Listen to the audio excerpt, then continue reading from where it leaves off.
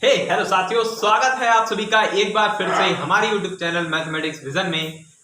NCERT की निचोड़ series में हम लोग एक बार फिर से लेकर आ चुके हैं रियल नंबर्स का पार्ट 5। सर पार्ट 5 आ गया, 5वां लेक्चर, सिर्फ 2 एक्सरसाइज है रियल नंबर्स में। सर इतना लेंथी क्यों होता जा रहा है? मेरे भाइयों, जब आप कॉन्सेप्ट सीखने आए ना तो टाइम मैटर नहीं करता है यहाँ पे। अगर आप कॉन्सेप्ट सीख के जा रहे हैं तो ये लेक्चर 5 हो चाहे लेक्चर 10, आप लोग देखिए, ये बहुत ही प्यार से कॉन्सेप्ट आपको समझाऊंगा, एक एक चीज आपको समझ में आएगी। दोबारा आप इसे 2x में भी देखेंगे तब भी आपको बहुत प्यार से समझ में आ जाएगा। तो मेरे प्यार साथियों, पिछली वीडियोस में हम एक्सरसाइज 1.1 को कवर कर चुके थे, लेकिन ये वाली वीडियो बहुत ज्यादा इंपॉर्टेंट होने वाली है क्योंकि इसमें एक ऐसा टॉपिक आने वाला है जो बोर्ड एग्जाम में बहुत ज्यादा पूछा जाता है। मतलब कि उस टॉपिक से जो क्वेश्चन आता है वो ज्यादातर बोर्ड एग्जाम में अब तक देखा गया है। तो बने रहिए हमारे साथ, और जिन्होंने अभी तक चैनल को सब्सक्राइब नहीं करा है, मतलब जो नए आए हैं हमारे चैनल पे, नए देख रहे हैं, वो चैनल को प्लीज सब्सक्राइब कर दीजिए, वीडियो को देखिए, अगर पसंद आए तो लाइक जरूर करिए मेरे भाइयों, सपोर्ट मिलता है, दिल को अच्छा लगता है। चलिए अब बात करते हैं, रियल नंबर्स की बात चल रही थी, एक्सरसाइज 1.1 हमारी कंप्लीट हो चुकी थी। हम बात कर रहे हैं इस टॉपिक में इर्रेशनलिटी की। रैशनल और इर्रेशनल नंबर्स के बारे में हम लोगों ने पढ़ा था। इस वीडियो में जो टॉपिक आएगा वो है इर्रेशनलिटी का। मतलब कि कोई नंबर आपको दे दिया जाएगा, कहेगा कि इसे इर्रेशनल प्रूव करके दिखाइए। तो आइए उस बारे में चर्चा करते हैं। उसको प्रूव करने से पहले एक छोटी सी थ्योरम है, बस उसे आपको याद रखना है, मतलब उस लाइन को आपको बस याद रखना है जो कि उस क्वेश्चन को लगाते टाइम यूज होगी। उसको बस याद रखना है, जो भी थ्योरम सबसे पहले है उसको याद रखना है। बस आपको उसको मतलब प्रूव करने की कोई जरूरत नहीं है, बस उस लाइन को याद रखिए। जो नेक्स्ट हमारा क्वेश्चन आएगा वो उसमें यूज होने के लिए उसको आपको देखना पड़ेगा। चलिए, तो वो थ्योरम कहती क्या है? मान लीजिए कोई आपके पास एक प्राइम नंबर है पी। पी आपने एक ले लिया प्राइम नंबर। पी क्या है? आपके पास एक प्राइम नंबर है, ठीक है। पी आपके पास एक प्राइम नंबर है। अब कोई दूसरा नंबर आप मान लीजिए, जैसे कि चलिए सपोज करते हैं ए कोई हमारे पास नंबर है, ठीक है। ए हमने कोई दूसरा नंबर ले लिया जिसके फैक्टर्स हो सकते हैं, मतलब कि ये प्राइम नंबर नहीं है, इसके प्राइम फैक्टराइजेशन कर सकते हैं। एक दूसरा नंबर हमने सपोज कर लिया जिसके प्राइम फैक्टराइजेशन हो सकते हैं। नॉन प्राइम नंबर कह सकते हैं हम इसे। क्या कहते हैं? नॉन प्राइम नंबर, यानी कि कंपोजिट नंबर, ठीक है। तो कंपोजिट नंबर हमने मान लिया, ठीक है, हमने इसे कंपोजिट मान लिया। अब हम क्या बात करेंगे कि जब कोई भी नंबर है ए और दूसरा नंबर है पी। पी क्या है? हमने माना प्राइम नंबर। ए हमने मान लिया कोई कंपोजिट, मतलब जिसके फैक्टर्स हो सकते हैं, ठीक है। अब जब हम ए का स्क्वायर करेंगे, ए का स्क्वायर करेंगे तो वो भी हमारा क्या होगा? कंपोजिट होगा। होगा कि नहीं होगा? इतनी बात समझ में आई नहीं है? कोई नंबर हमारा ए है, अगर हम उसका स्क्वायर कर दें तो क्या वो भी कंपोजिट होगा कि नहीं होगा? होगा। जैसे कि एग्जांपल लेके देख लो, एग्जांपल लेके देख लो। जैसे कि हमने कोई कंपोजिट नंबर ले लिया 6। 6 हमारा कंपोजिट है क्योंकि इसके फैक्टर्स हो सकते हैं। क्या फैक्टर्स हो सकते हैं? जैसे 2, 3। अगर हम 6 का स्क्वायर कर दें 36 हो जाएगा। क्या ये एक कंपोजिट नंबर है कि नहीं? कंपोजिट कौन से होते हैं? जिनके हम फैक्टर्स निकाल सकते हैं, मतलब मोर देन 2 फैक्टर्स होते हैं। तो मोर देन 2 फैक्टर्स हैं कि नहीं? देखो, ये 2 से डिविजिबल है, 3 से भी डिविजिबल है, 4 से भी डिविजिबल है। ये सब आएंगे क्या? इसके फैक्टर्स ही तो आएंगे। मतलब ये कितने नंबर से डिविजिबल हो रहा है? 2 से ज्यादा नंबर से डिविजिबल हो रहा है। यानी कि जो हमने कोई कंपोजिट नंबर लिया उसका स्क्वायर लिया, वो भी हमारा क्या हुआ? वो भी हमारा एक कंपोजिट नंबर निकल के आया। इतनी बात यहां तक समझ में आई? अब आगे बात समझो, आगे बात समझो। पहले हमने क्या माना? एक पी नंबर माना जो कि प्राइम नंबर था। ए हमने कोई नंबर माना कंपोजिट नंबर था, मतलब जिसके फैक्टर्स ए हो सकते हैं। ए स्क्वायर जो कि ए का स्क्वायर है, ए स्क्वायर जो ए का स्क्वायर है वो भी कंपोजिट होगा। अभी हमने देखा क्यों होगा, ठीक है। अब बात करते हैं कि पी जो नंबर है वो हमारा ए को डिवाइड करता है, यानी कि पी जो है वो ए को डिवाइड करता है। पी, सॉरी उल्टा लिख दिया, कोई बात नहीं। पी जो है वो हमारा ए को डिवाइड करता है। पी ए को डिवाइड करता है, पी डिवाइड ए। ये जो थ्योरम है एनसीईआरटी की, वो ये कहती है कि जब कोई प्राइम नंबर p किसी दूसरे नंबर को डिवाइड कर रहा है, जब कोई प्राइम नंबर p किसी दूसरे नंबर को डिवाइड कर रहा है तो वो a स्क्वायर यानी कि उस नंबर के स्क्वायर को भी डिवाइड करेगा। ये थ्योरम कहती है कि जब कोई प्राइम नंबर p एक नंबर a है जो कि कंपोजिट है, मतलब जिसके फैक्टर्स किए जा सकते हैं, उसको डिवाइड करता है तो p उसके स्क्वायर a स्क्वायर को भी डिवाइड करेगा।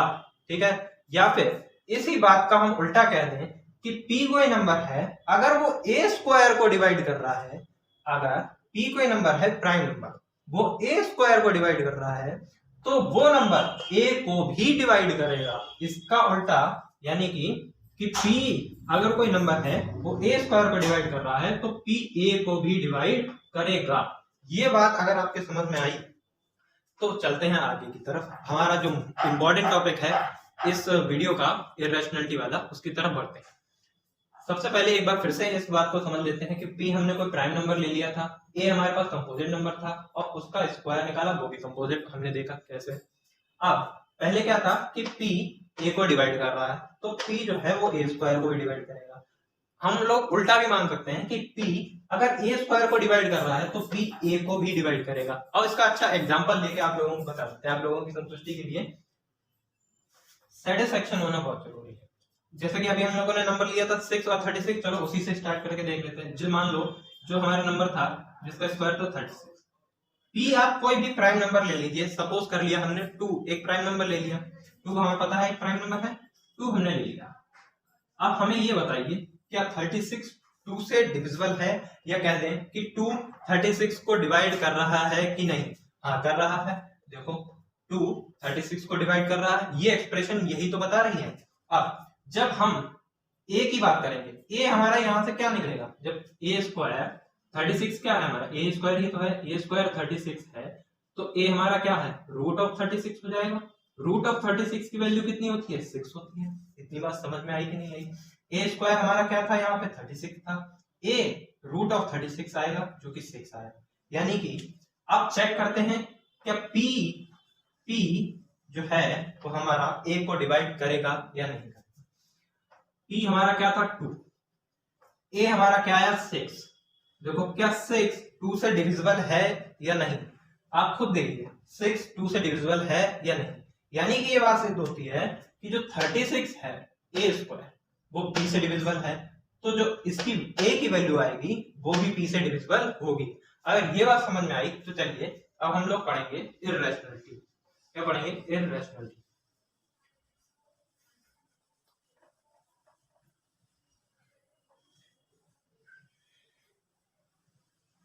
इर्रेशनलिटी समझिए बात को। देखिए एनसीईआरटी में जो फर्स्ट थ्योरम दी हुई है इर्रेशनलिटी की, उसमें आप चाहे उसे थ्योरम समझ लीजिए चाहे क्वेश्चन समझ लीजिए, वो मैं यहाँ पे नोट कर दे रहा हूँ। क्या दिया हुआ है कि प्रूफ करना है, प्रूफ को मैं ऐसे लिख दे रहा हूँ, प्रूफ दैट, ठीक है, प्रूफ करना है कि √2 इज एन इर्रेशनल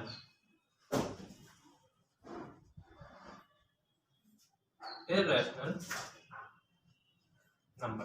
ठीक है, √2 हमारा इर्रेशनल नंबर है, ये बात आपको प्रूव करनी है। एक बार रिकैप करते हैं कि इर्रेशनल नंबर हम लोगों ने क्या पढ़े थे। इर्रेशनल नंबर कौन कौन से पढ़े थे? इर्रेशनल जो हम लोगों ने पढ़ा था वो क्या क्या पढ़ा था कि इर्रेशनल p/q की फॉर्म में नहीं होते हैं। ठीक है, p/q की फॉर्म में नहीं होते हैं, जो होते हैं वो रैशनल होते हैं। इतनी बात समझ में आई? रैशनल नंबर कौन से होते थे? जो p/q की फॉर्म में लिखे जा सकते हैं, जहां पे q 0 के इक्वल नहीं होता था। ठीक है, अब p/q की फॉर्म में अगर इसको नहीं लिखा जा सकता है तो ये इर्रेशनल होगा। ठीक है, इतनी बात समझ में आई आप लोगों के? अब इसमें एक पॉइंट और था कि p और q जो होते थे हमारे, p और q जो होते थे वो को प्राइम नहीं होंगे। किस बात के लिए? इर्रेशनल के लिए। और अगर रैशनल की बात करेंगे तो रैशनल में क्या होता था? रैशनल में क्या होता था? p और q, p and q are coprime. क्या है? को प्राइम। कोप्राइम भी मैंने इसीलिए आप लोगों को बताया था, मैंने कहा था कि आगे के लेक्चर्स में जब हम लोग पढ़ेंगे तो एक टॉपिक ऐसा आएगा इरेशनैलिटी प्रूव करने का जहां पर आपको इसकी जरूरत पड़ेगी, इसलिए मैंने कोप्राइम को भी आपको बताया था। एक बार फिर से मैं आप लोगों को कोप्राइम के बारे में बता देता हूँ। कोप्राइम वो नंबर होते हैं जिनका एचसीएफ या फैक्टर सिर्फ 1 आता है, जिनका एक ही फैक्टर होता है वो होता है 1, कॉमन फैक्टर। एचसीएफ क्या है? कॉमन फैक्टर है। फैक्टर तो हर नंबर के बहुत होते हैं, ठीक है, लेकिन इन दोनों का जो कॉमन फैक्टर होगा एचसीएफ वो क्या होगा? 1 होगा। कोप्राइम होने का मतलब है इन दोनों का एचसीएफ 1 होगा, कॉमन फैक्टर 1 होगा। अब अगर इन दोनों का कॉमन फैक्टर 1 नहीं हुआ, मतलब 1 से ज्यादा हो गया, तो ये नंबर्स क्या हो जाएंगे? मतलब ये जो हो जाएगा वो क्या हो जाएगा? इरेशनल हो जाएगा। इसी बात को हमें यहाँ प्रूव करना है। इतनी बात समझ में आई कि नहीं? अब देखिए, यही बात हमें प्रूव करनी है कि जब √2 है उसको हम P/Q की फॉर्म में नहीं लिख सकते हैं, और अगर लिख सकते हैं तो जो P/Q होगा वो कोप्राइम नहीं होगा, मतलब P और Q कोप्राइम्स नहीं होंगे। इतनी सी बात हमने प्रूव कर दी तो इरेशनल नंबर प्रूव हो जाएगा। बहुत ही सिंपल सी थ्योरम है, बहुत सिंपल सा क्वेश्चन है, लेकिन मोस्ट इंपोर्टेंट क्वेश्चन है। इसे आप कॉपी में नोट कर लीजिए, ये बहुत टाइम ऐसे क्वेश्चन पूछे जाते हैं, बहुत बार ऐसे क्वेश्चन पूछे जाते हैं। मोस्ट इंपोर्टेंट इस टाइप के जो क्वेश्चन है वो आपको बिल्कुल छोड़ के नहीं जाते हैं, बहुत ही गौर से समझना है, एक एक बार में बहुत ही प्यार से समझाता हूँ इसलिए आपको। चलिए स्टार्ट करते हैं इसको प्रूव करना। सबसे पहले हम एक चीज मानेंगे। क्या मानेंगे? हमने मान लिया, इन्होंने कहा है कि प्रूव करके दिखाओ ये इरेशनल है, हमने मान लिया ये इरेशनल है। क्या है? मैंने क्या बोला? गौर से सुनना। इन्होंने दिया है कि √2 प्रूव करना है कि इरेशनल है। हम क्या मानेंगे? इसका उल्टा मानेंगे। हम मान लेंगे कि √2 रैशनल है। क्या है? रैशनल, रैशनल, ठीक है। √2 रैशनल है, ये हम लोग लेट कर देंगे। तो सॉल्यूशन डाल के लिख लीजिए आप लोग, अभी लिखना नहीं है, अभी नोट करते रहेंगे, बस देखते रहेंगे। √2 लेट कर दिया हमने, √2 is rational number, RATION, rational और इरेशनल डिफरेंस है, एक दूसरे के उल्टे होते हैं, ठीक है। √2 हम लोगों ने रैशनल नंबर एज्यूम कर लिया। बस भगवान से दुआ करो किसी तरीके से ये हम लोगों की अजम्पशन गलत निकला है, ताकि हमारा ये कोई क्वेश्चन दिया हुआ था वो प्रूव हो जाए, ठीक है। √2 रैशनल प्रूव कर लिया। अभी हमने बताया कि जब कोई नंबर रैशनल होती है तो उसको हम P/Q की फॉर्म में लिख सकते हैं, यानी कि √2 P/Q की फॉर्म में होगा कि नहीं होगा, इतनी बात बताओ, हाँ या ना? हाँ। चलिए, अब Q क्या नहीं है? Q क्या नहीं है? Q 0 के इक्वल नहीं है। और क्या कंडीशन होती थी रैशनल की? कि P और Q are covalent, are covalent. कितनी बार बताई थी कि नहीं बताई? अभी बताई जो बोल रहा है। पीछे लगेगा। हमने क्या बताया? हमने बताया कि इन्होंने कहा है कि इरेशनल प्रूव करना। हमने एज्यूम कर लिया कि √2 रैशनल होगा। अब रैशनल है तो P/Q की फॉर्म में होगा, Q 0 नहीं होगा, और P और Q कोप्राइम्स होंगे। इतनी बात समझ में। कोप्राइम्स क्या होते थे? जिन दोनों का फैक्टर या कॉमन फैक्टर, मतलब एचसीएफ 1 आ जाए, कॉमन फैक्टर 1 आ जाए, 1 ही हो, से ज्यादा ना हो, वो क्या होंगे? हमारे कोप्राइम्स होंगे। अब बात √2 हमारा P/Q की फॉर्म में लिख दिया, इसका हमने कर दिया squaring on both side, squaring on both side. अब दोनों तरफ स्क्वायर करने से देखो क्या होगा? √2 का स्क्वायर क्या हो गया? 2 हो गया। P/Q का स्क्वायर क्या हो गया? P स्क्वायर और Q स्क्वायर हो गया। तो √2 का स्क्वायर रूट वाले नंबर का स्क्वायर हो जाता है, तो रूट वाले नंबर का स्क्वायर आता है तो रूट हो जाता है, रूट आ गया तो स्क्वायर। P का स्क्वायर P स्क्वायर, Q का स्क्वायर Q स्क्वायर कुछ नया आता है, ठीक है। ये आ गया sir squaring on both side. अब इसके आगे क्या होगा देखो, क्या आपकी 2 आ जाए तो स्क्वायर पर Q स्क्वायर, यही तो होगा। ये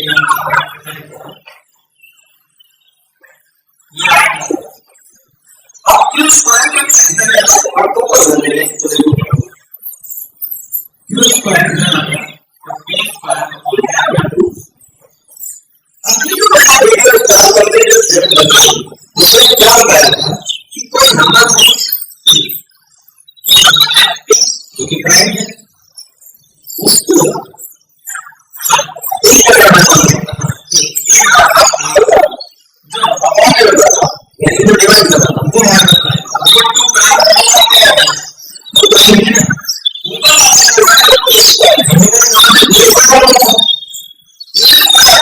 जब भी प्राइम नंबर डिवाइड करेगा तो क्या एक को भी डिवाइड करेगा कि जो ऊपर में वो नीचे